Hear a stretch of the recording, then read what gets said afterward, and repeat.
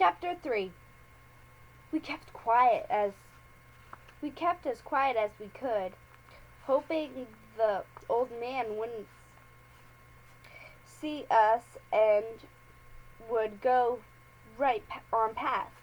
We didn't want him to take our fishing poles or our bass or look. Dragonfly pinched me so hard under the water I that I nearly yelled. But the fact is, I was so scared I couldn't have yelled very loud, for I'd never seen such a fierce-looking man in my life.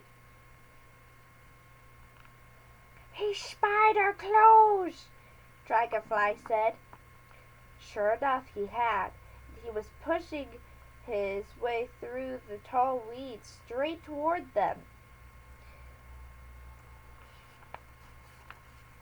We knew right then that we'd better do something quick, for I had a brand new pocket knife in my overalls pocket, and Dragonfly had a watch in his. Let's scream like 100 wild Indians, Dragonfly said, his teeth chattering. Sounded like a good idea. So we both let out a yell as loud as we could, making it sound as fierce as if we were a whole tribe.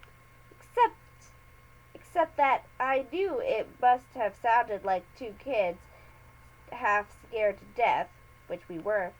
But that old man didn't even look around. He acted as if he was deaf.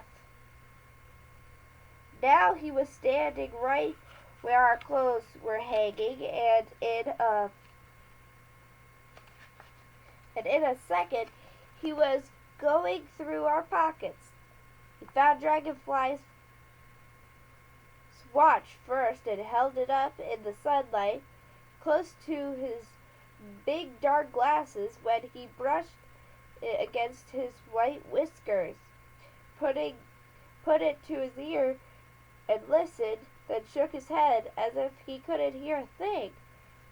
My watch! Dragonfly gulped. I'd never seen him so scared before, and being scared is kind of like getting the measles. It's catching. Dragonfly's face made me afraid too, but if getting scared is contagious, so is getting angry. Pretty soon we were both so mad I knew we were going to do something. In just about a minute. We yelled again, a wild blood-curdling scream. But do you think that made a difference? Not a bit. He's deaf, Dragonfly said. I believed it. And when I saw my new knife going into that old man's pocket, I got madder than ever. Then the old man just naturally picked up our clothes, slung them over his shoulder, and waddled back through the tall grass and weeds whistling. Whistling, mind you! We knew we couldn't go home without our clothes. Though at the time it didn't think much about anything because I was so mad, and so was Dragonfly.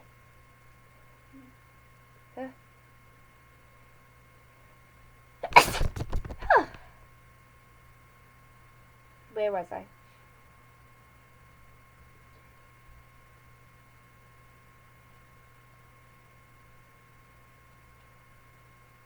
And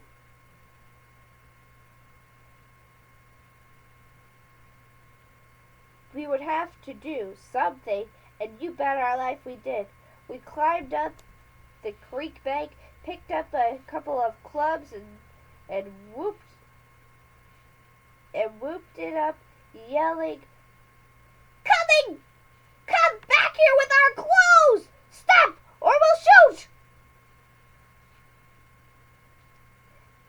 And and about everything frightening we could think of. This time the barrel of the man with his long white hair and whiskers, long white hair shining in the sunlight, turned around and glared at us. He seemed to know the lay of the land there, too, for he was shuffling quickly to the left and tossed our clothes right over to the middle of the briar patch and said gruffly, "Help yourself." Briar patch?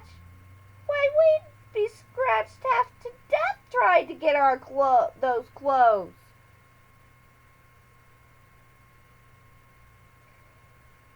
That was too much. We both made a dive for him, and before you could say Jack Robin said, we'd caught up with him, not because we could run fast, but because he stumbled and fell over and rolled downhill. We stumbled over the man and landed right on top of him, getting our arms and legs all tangled up, like an octopus doing an acrobatic stunt. "Stop!" he cried. "Don't hurt me! I'll give up!" And then, as if he was crazy, he started quoting poetry. "Jack and Jill went up the hill to fetch a pail of water. Jack fell down and broke his crown, and Jill came tumbling after." In a jiffy, those long whiskers were off, and the long hair and the dark glasses, and we were looking straight into the mischievous blue eyes of Leslie Poetry Thomas, who started to laugh as loud as he could and quoted from The Night Before Christmas. "He had a broad face and a little round belly that shook when he laughed like a bowl full of jelly." Poetry sprang to his feet and began to dance a jig and sing, "Hey diddle diddle, the cat and the fiddle, the cow jumped over the moon, the little dog laughed to see such sport, and the dish ran away with the spoon." He held up Dragonfly's watch and my knife and started all over again about the cat and the fiddle. I was still mad, and so was Dragonfly, and as much as we liked good old mischievous poetry, we made him wade into the briar patch and get our wet clothes, which were still wet. Then we all went in swimming. Poetry got ducked again and again for being so smart. Only it was just like trying a duck a rubber barrel. He wouldn't stay under, and he could swim and dive like a fish. "Where'd you get those whiskers?" I asked when we were dressing. "And your dark glasses and long hair," Dragonfly added. "Wouldn't you like to know?" Poetry asked. He lowered his voice and looked around mysteriously. I found him," he said. "Found him?" Dragonfly and I asked in chorus. In the old hollow sycamore tree down along the swamp." "How do you suppose they got there?" I asked. Poetry looked at me scornfully, as if I was too ignorant to know much about mysterious things. "They grew there like moss," he said. "Maybe there's some robber around here, and he's using there for disguise.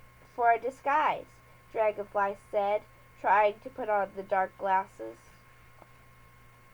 Poetry looked pretty serious when Dragonfly said that, and that too was like getting the measles. The more we thought about it, the more we began to wonder if Dragonfly might not be right.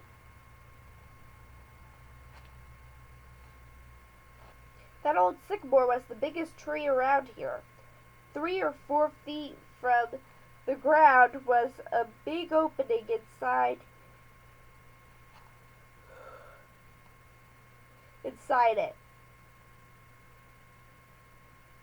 was all hollow and large enough for 3 of us boys to stand in it at the same time. That is, three the size of little Jim and Dragonfly and me. Poetry couldn't even get inside. The tree grew about 15 feet from a steep, rocky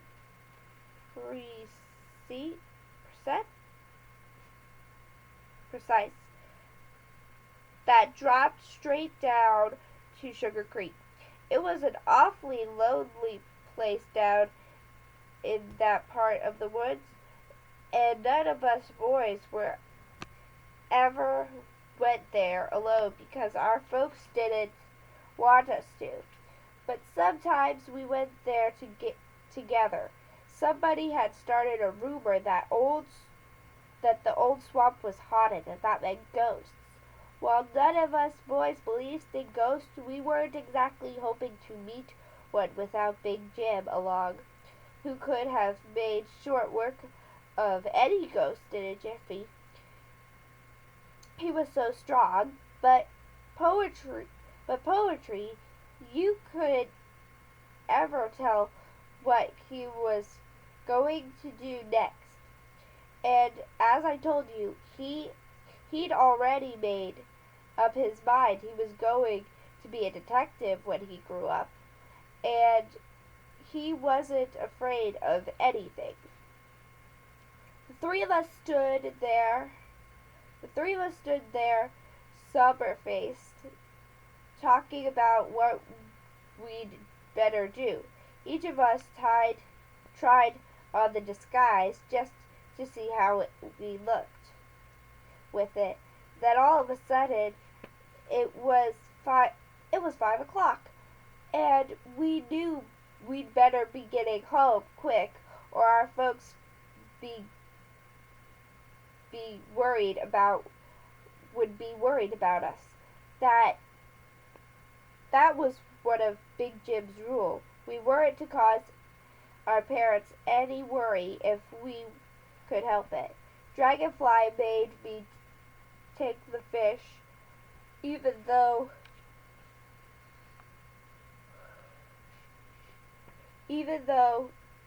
we both had caught it. Tomorrow we decided we'd get Big Jim and Circus and Little Jim, and the 6 of us would go down the swamp and investigate that old hollow tree.